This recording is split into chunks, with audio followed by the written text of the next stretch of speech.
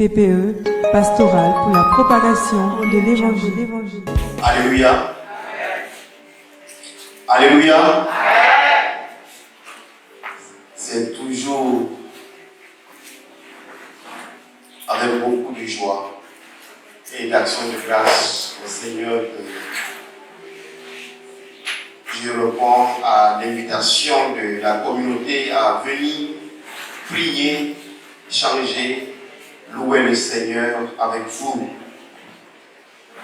On m'a demandé de dire quelques mots en guise de préparation aux confessions. Un mot sur le sens de la pratique des sacrements, en particulier la pratique des sacrements pour renouveler en nous l'action de Dieu. Bien sûr, Dieu agit toujours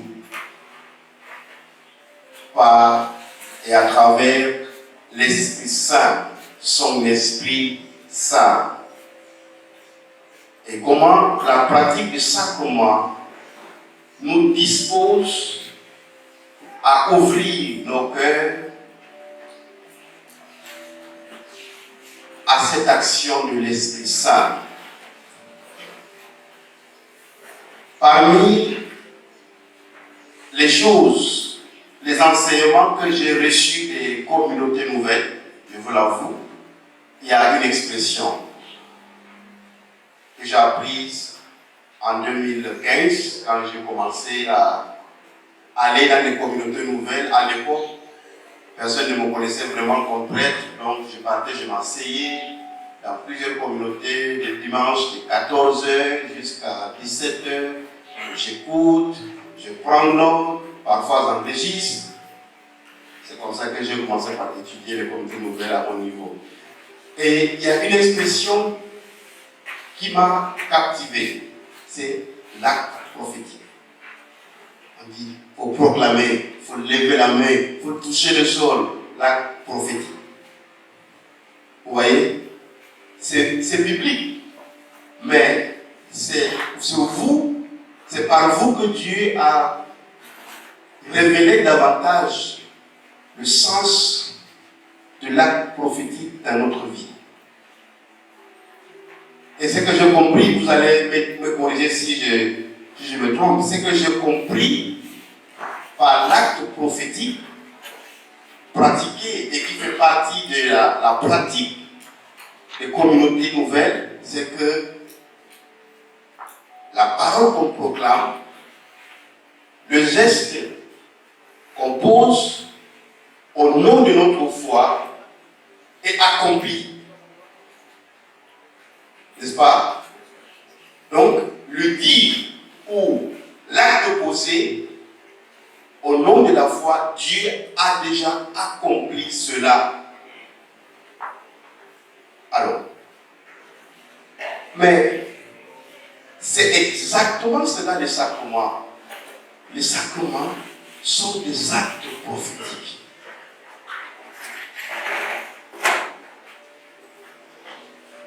Les sacrements dans l'Église, ce sont des actes prophétiques. Donc, vous avez saisi la spiritualité et le sens profond, théologique et spirituel de l'acte prophétique.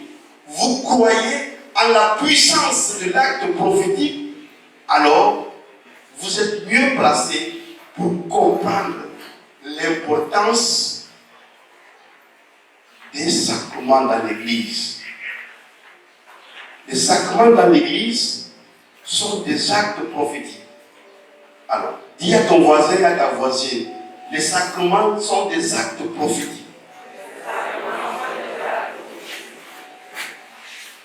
Alors, mais dans l'acte prophétique que sont les sacrements, il y a deux éléments. Le rite et le signe. Tous les sacrements, en tant qu'actes prophétiques, sont constitués du rite et des signes. N'est-ce pas? Et donc, le rite renvoie au rituel. Vous savez que tous les sacrements sont constitués par un rituel. Ça veut dire qu'il y a une expression cultuelle dans la pratique et le vécu de chaque sacrement. Mais cet événement cultuel ou le rituel, c'est l'événement qui rappelle et qui invite à vivre l'événement du salut.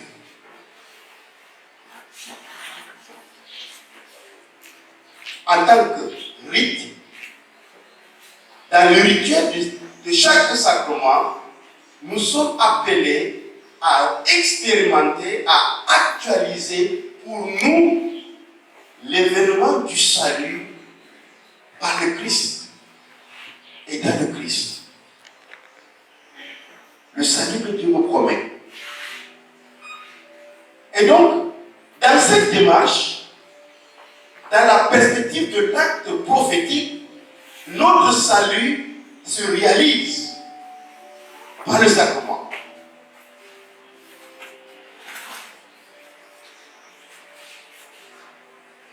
Et donc, le sacrement est un acte de foi et un acte de piété.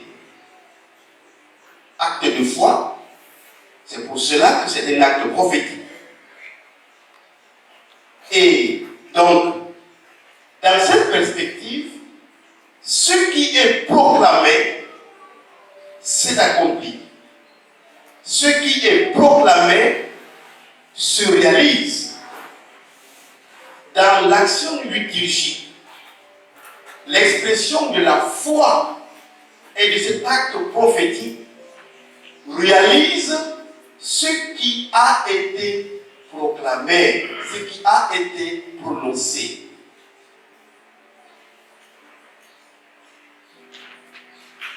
Et c'est ça que nous recherchons.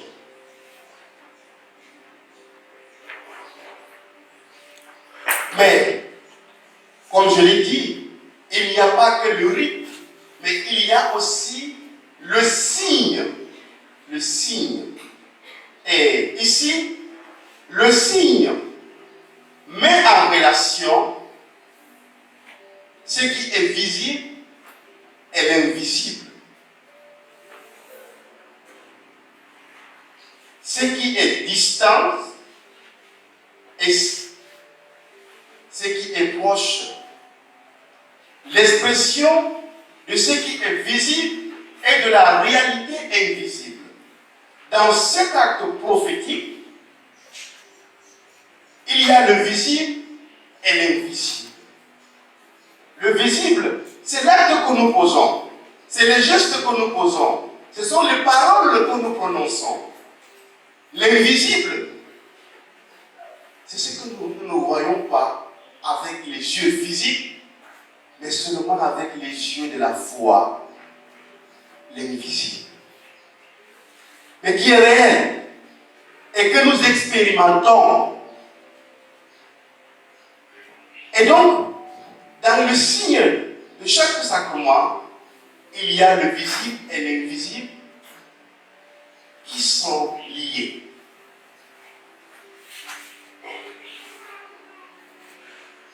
La réalité invisible est non seulement espérée, mais elle est expérimentée comme si elle est déjà accomplie. À partir du visible, ici quand nous disons visible, ça peut être le sacrème, ça peut être le signe de la croix, ça peut être les paroles, ça peut être l'imposition de main, ça peut être l'Eucharistie. Tout cela, c'est ce qui est visible. Selon les sacrements, il y a toujours des éléments visibles, donc des signes visibles. Mais, à partir de ces signes visibles, le mystère s'accomplit et il fait entrer dans un mystère, le signe visible nous fait entrer dans un mystère qui dépasse le visible. Le physique. Et c'est là où signe visible prend toute sa signification.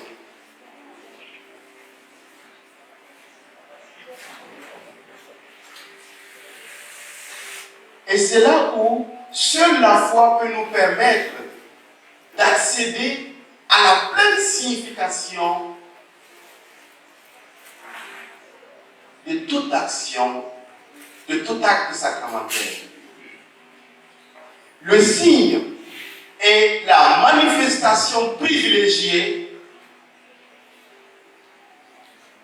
de la réalité invisible et qui permet l'irruption du monde,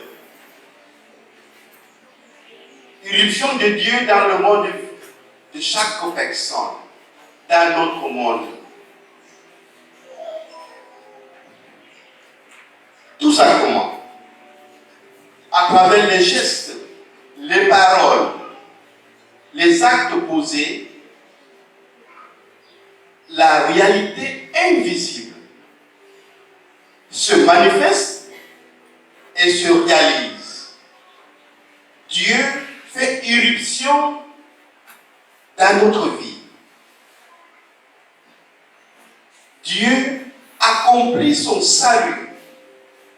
Dieu nous restaure, nous réconcilie, nous remplit de son amour, renouvelle son alliance avec nous par le geste et les actes du sacrement.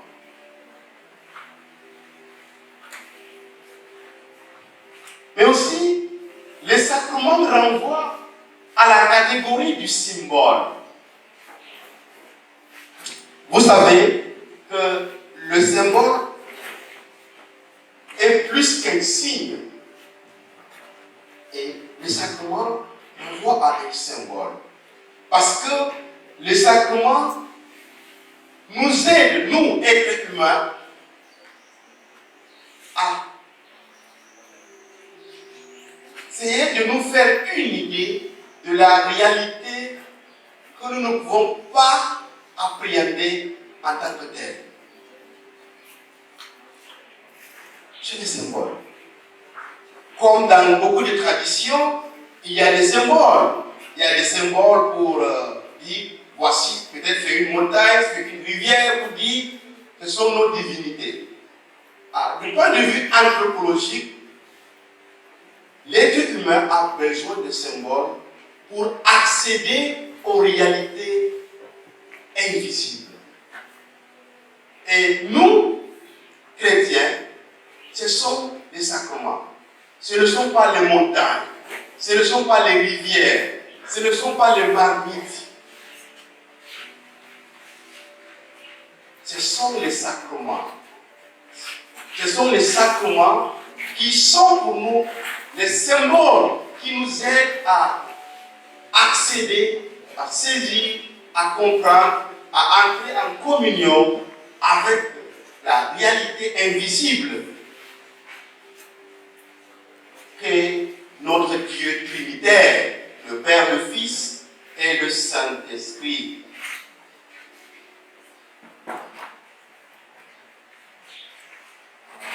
Alors, les sacrements ont aussi une dimension communautaire dans la vie de l'Église. Parce que les sacrements se pratiquent et se vivent en communauté. Et le salut que Dieu renouvelle dans notre vie par le sacrement a une dimension communautaire. Pasteur, c'est notre relation avec Dieu, c'est notre relation avec les autres, c'est l'amour que nous avons pour Dieu, l'amour que nous avons pour les autres, qui se renouvelle, qui se purifie, qui est transformé. Et donc, nos sacrements ont une dimension communautaire parce qu'ils sont vécus en communauté, parce que le salut lui-même nous restaure dans nos différentes relations et donc aussi restaure l'unité et la relation au sein de la communauté. Donc, les sacrements sont des actes prophétiques. Maintenant, si les sacrements sont des actes prophétiques,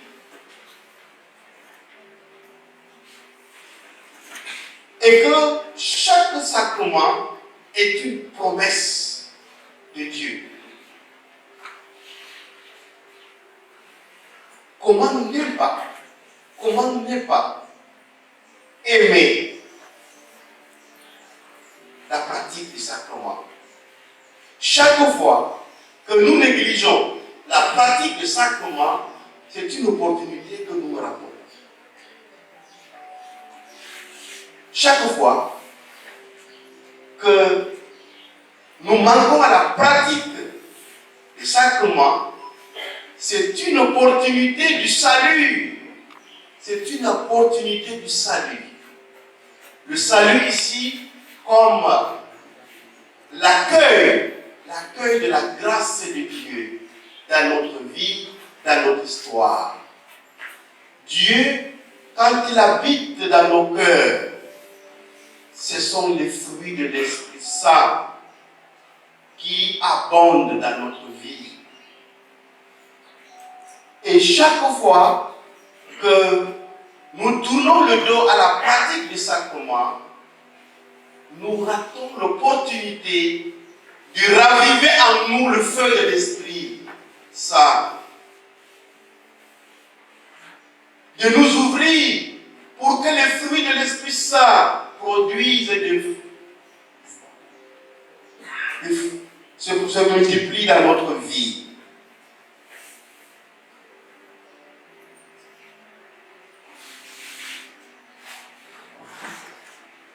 Maintenant,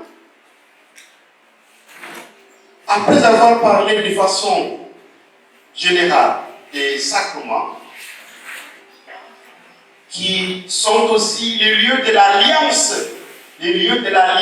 entre Dieu et son peuple par Jésus-Christ,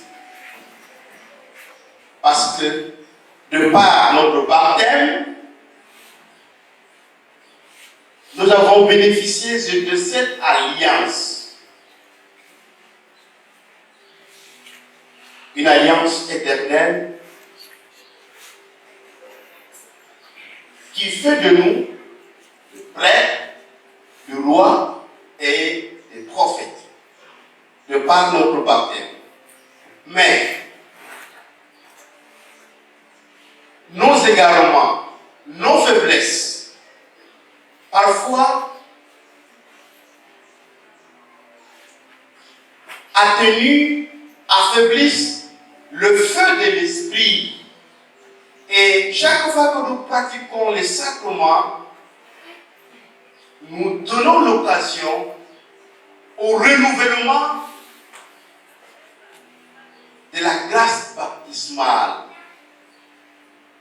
La grâce baptismale est un acte prophétique qui nous a établis par le sacerdoce commun, prêtre, roi et prophète. Et nous avons besoin de raviver en nous cette grâce baptismale par le sacrement en tant qu'acte prophétique par excellence. Alors, dis à ton frère, dis à ta soeur,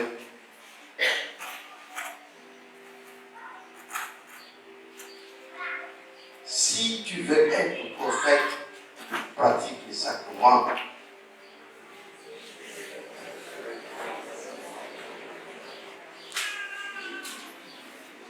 Alors, maintenant, je veux parler de deux sacrements après cette introduction. D'abord de l'Eucharistie et ensuite de la réconciliation. En Afrique, qui sont ceux qui mangent la chair humaine?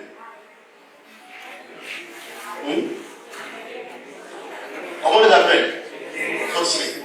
Donc, en Afrique, Si tu manges la chair humaine, tu es sorcier. Ok. Mais les chrétiens mangent la chair humaine. Vous mangez la chair du Christ. Donc vous êtes des... Alors, c'est très important. Je pense qu'il n'y a pas meilleur couple, meilleur peuple, qui peut comprendre le sens du sacrement de l'Eucharistie plus que les Africains. Ceci est mon corps, c'est ma chair, mangez. C'est mon sang, buvez. Un acte prophétique. Alors, mais le sang et la chair de Jésus est donné pour le salut. Le sorcier ne donne pas sa chair. Il mange la chair de l'autre. C'est ça la différence. Jésus ne nous donne pas la chair de quelqu'un. C'est sa chair. C'est son sang. C'est-à-dire, pourquoi? Parce que sa chair et son sang sont amers. Et donc, si vous mangez la chair du Christ, vous buvez au sang du Christ. Rien ne peut vous arriver. Parce que Jésus, c'est l'anti-sorcier.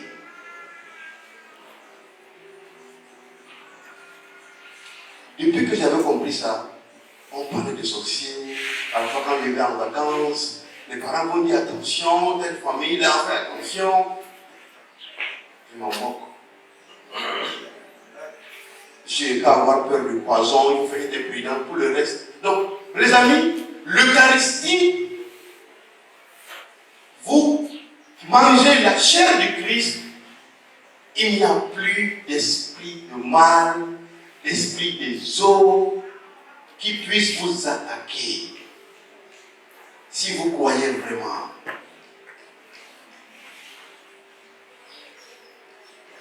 Et c'est pour cela qu'il faut chercher à communier quotidiennement. Parce que c'est comme de la nourriture. On a toujours faim. Et une fois que la nourriture est terminée, parfois au niveau spirituel, on est affaibli, on s'est éloigné. On a besoin de renouveler encore. Il faut aller manger là. N'est-ce pas? À la chair du Christ. Et lorsque je mange la chair du Christ, je sais ce que je suis en train de faire. C'est un acte prophétique. Celui-là, celui qui a anéanti les forces de mal, celui qui a expulsé des démons. Il n'y a pas une force de mal qui a résisté à Jésus. Et il vous dit, vous savez qui je suis, je vous donne ma chair. Ça veut dire, je vous donne mon pouvoir. Je vous donne mon pouvoir. En mangeant sa chair, c'est son pouvoir qui vient à nous. Et c'est pour cela que c'est un acte prophétique. Ce que nous mangeons, c'est cela. Et l'Eucharistie, c'est Dieu qui se donne parce qu'il nous aime tant. Il nous donne, il se donne à nous pour nous sauver, pour nous protéger. C'est pour cela que c'est l'acte d'amour par excellence. Il est mort sur la croix, mais la scène, le dernier repas, c'est là qu'on trouve le sens de sa mort. C'est là qu'on trouve le sens de sa mort. Parce que pour nous donner sa chair, pour que nous vivions, pour que nous ayons sa force, il faut bien qu'il meure.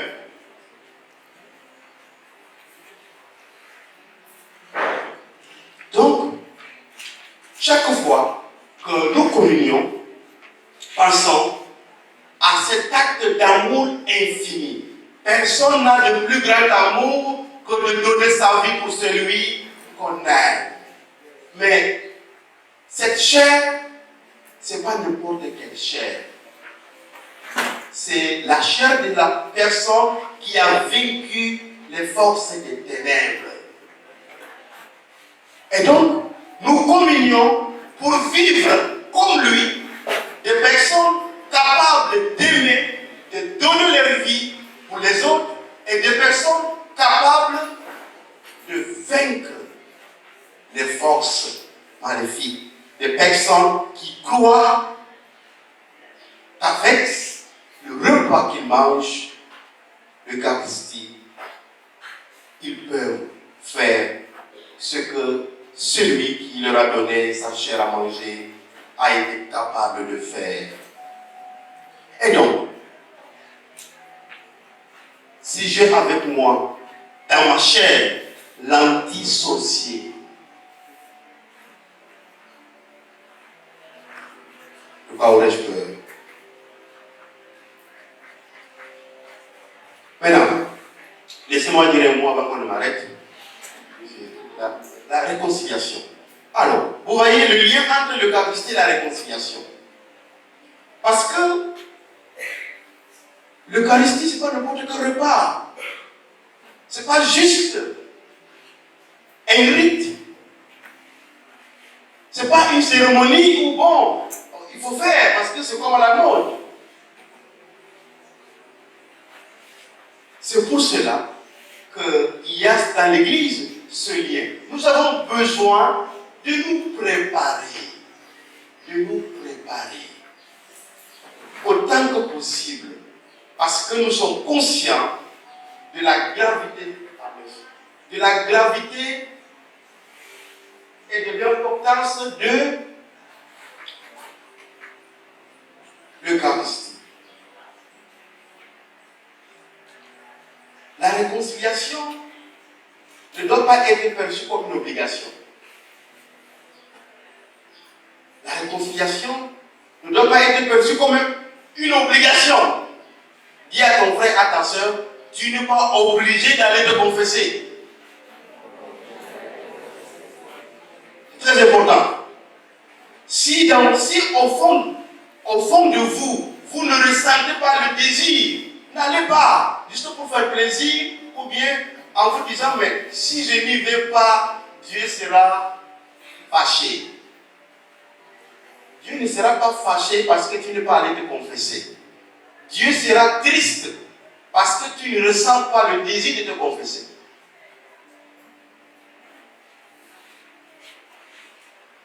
Dieu ne va jamais se fâcher contre vous, contre toi, parce que tu ne te confesses pas. Mais il sera triste du fait que tu ne ressentes pas le désir de te confesser. Parce que la confession, c'est le signe que tu es vraiment chrétien. La confession, c'est le signe par excellence que tu es chrétien. Tu reconnais que tu es pécheur, que tu n'es pas Dieu.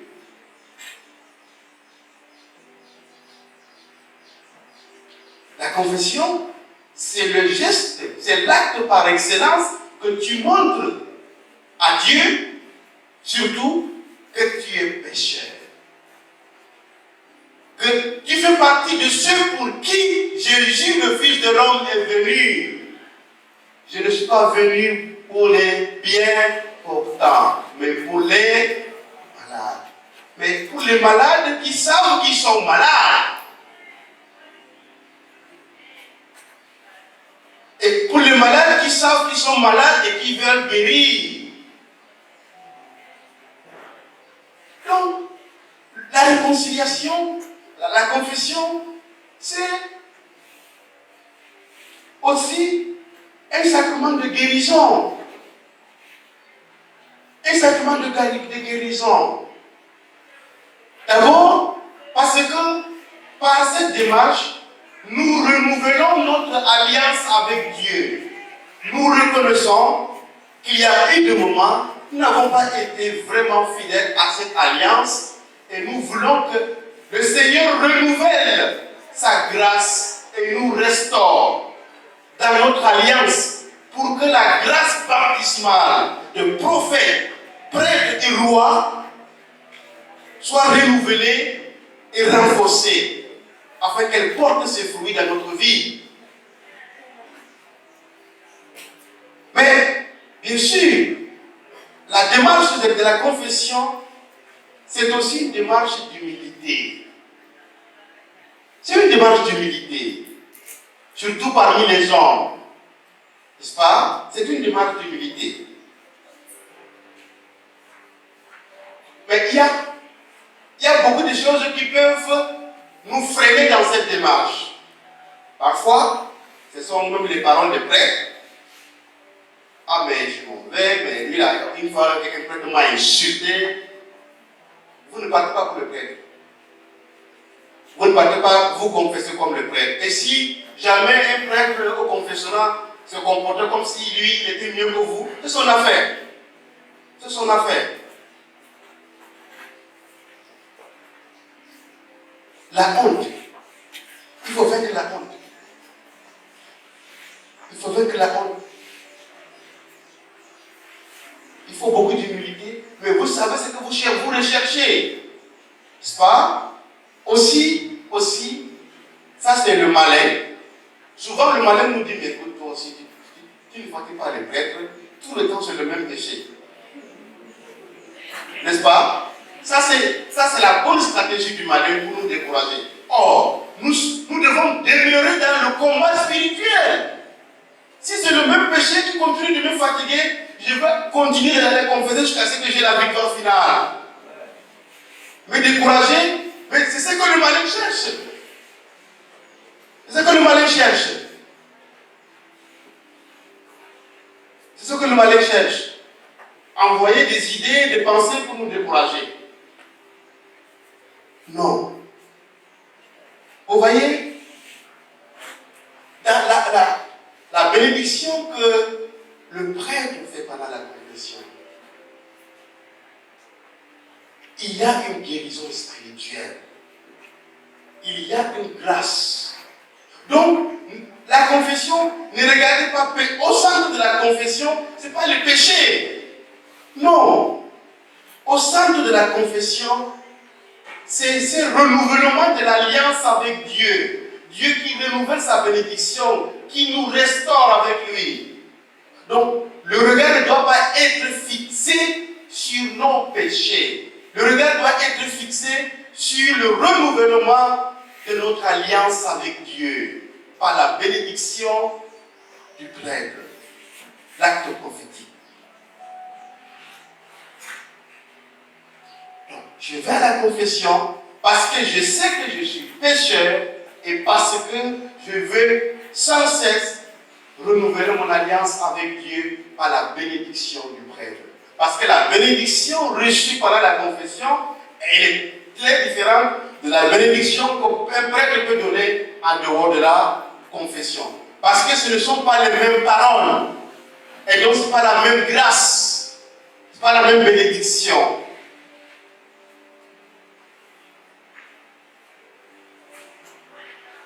Donc,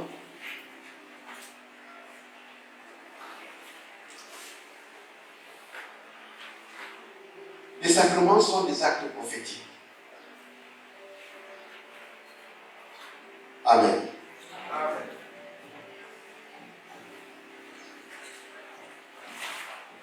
Et j'ai envie de dire, il y a cette parole qui retentit en moi. C'est bien. Dans ce cadre de la prière, de réfléchir en vous-même. Voir qu'est-ce qui m'empêche habituellement de pratiquer les sacrements. En particulier, la participation quotidienne à l'Eucharistie et aussi la pratique de la confession. Lisez la vie des saints, c'est impressionnant de voir comment avec spontanéité ils pratiquaient régulièrement les sacrements. Parce qu'ils ont découvert les grâces qui sont là. Les saints, ce sont justement ceux et celles qui ont davantage reconnu qu'ils étaient des pécheurs et qu'ils avaient besoin de pratiquer régulièrement les sacrements. C'était ça leur secret. Et aujourd'hui, ce sont eux les saints de l'Église.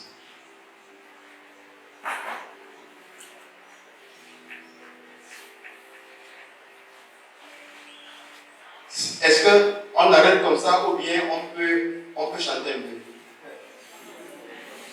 Je demande, je ne sais pas. On arrête. Encore 2 minutes. Bon, vous allez vous lever. Je vous aussi essayer de faire comme le bon berger.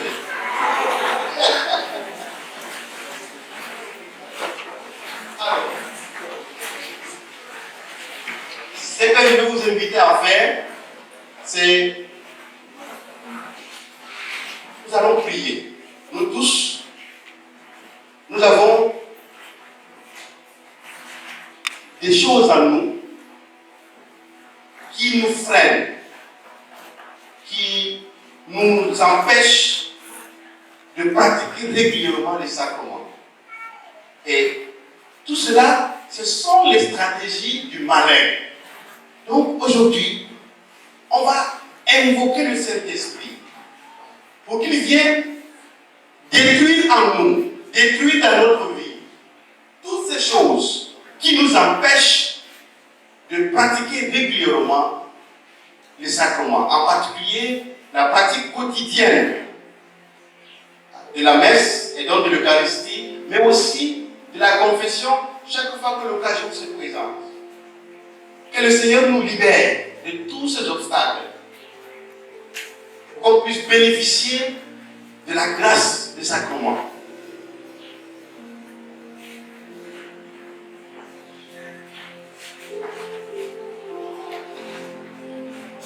Pense à ce moment où tu as voulu aller à la confession, quelque chose t'a retenu.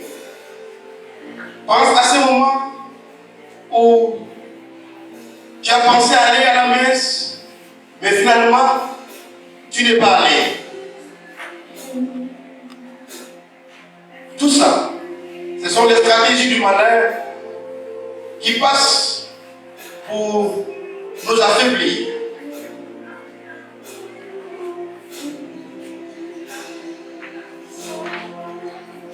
Laisse le Seigneur lui-même te révéler à toi-même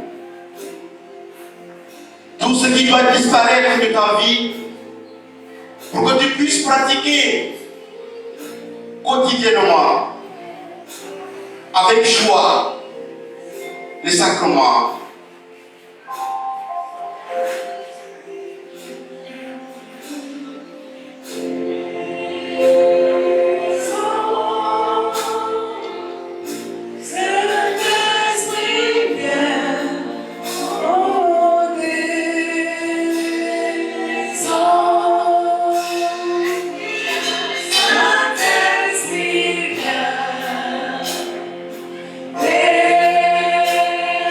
So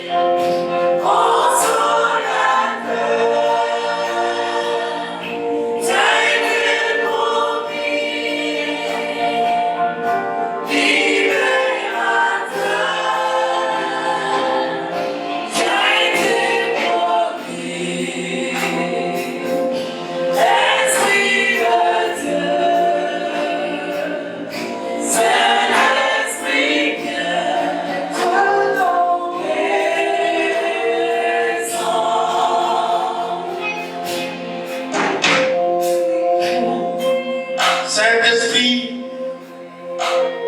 viens briser de nos cœurs tout ce qui nous alourdit. Viens détruire de notre vie toutes ces choses et ces pensées qui nous empêchent de pratiquer quotidiennement le sacrement de l'Eucharistie. Fais de nous prêtres, prophètes et rois.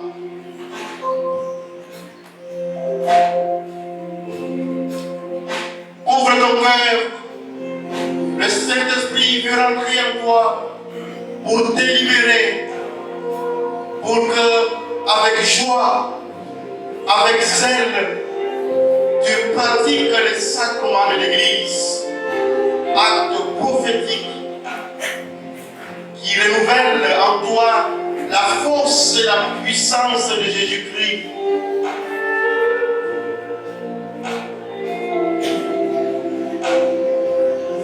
Prie.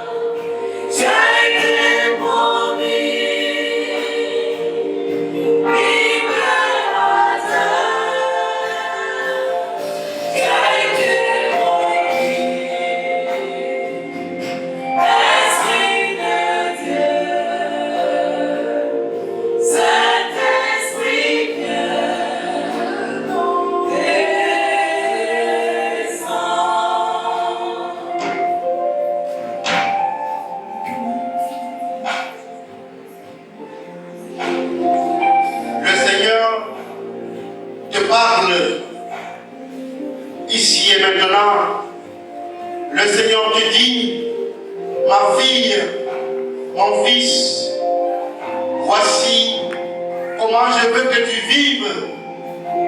Voici comment je veux que tu pratiques les sacrements pour que ma force se renouvelle en toi, pour que tu sois guéri de tes blessures, pour que tu demeures dans ma joie sans fin, pour que jamais ton cœur ne soit chargé. Comme il dit, venez à moi, vous tous qui ployez sur le poids du fardeau, et je vous donnerai le repos.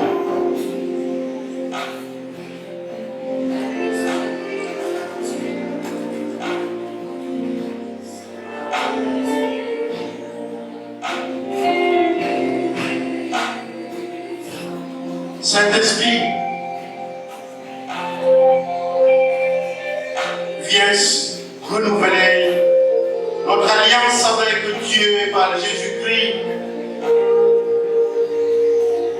Viens disposer nos cœurs pour qu'à partir d'aujourd'hui, ma pratique du sacrement soit plus fervente. Viens, Saint-Esprit, habiter davantage en moi, pour que ma pratique du sacrement soit plus fidèle, afin que mes actes, ma vie, soient toujours prophétiques.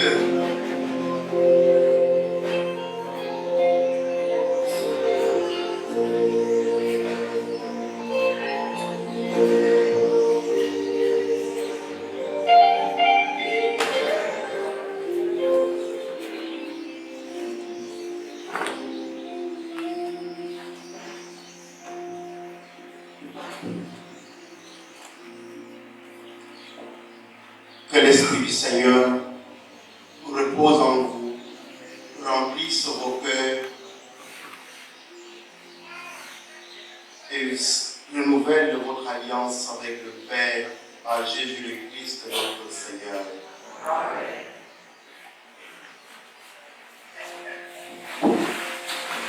PPE, pastoral pour la propagation de l'Évangile.